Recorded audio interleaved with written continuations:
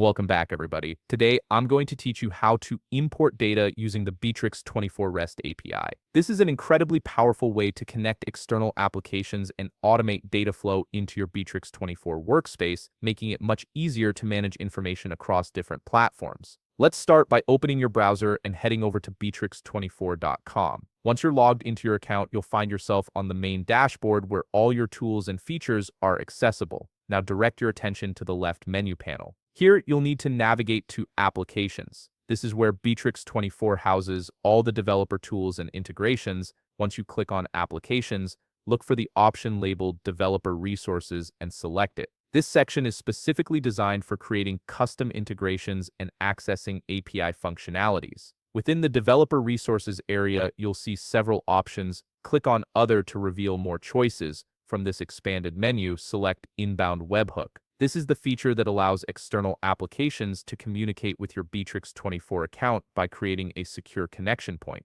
The next step is crucial for security and functionality. You need to set the permission scope for your webhook. Look for CRM in the available options and click the plus icon next to it. This action opens a sub-drop-down menu where you can specifically select CRM. By doing this, you're granting the webhook permission to access and interact with your CRM data, which is essential for importing information correctly. Now you'll see a field labeled URL. This is where you'll paste your URL code that you've prepared for the integration. Make sure you paste the complete code accurately, as any errors here could prevent the webhook from functioning properly. This URL serves as the bridge between your external data source and Bitrix24. Once you've pasted your URL code, scroll down to the bottom of the page. Here you'll find the Save button. Click it to finalize your webhook configuration. After clicking Save, Bitrix24 will process your settings and activate the webhook, which might take a moment, and that's it. You've successfully set up an inbound webhook in Bitrix24, enabling you to import data through the REST API. Your external applications can now push data directly into your CRM.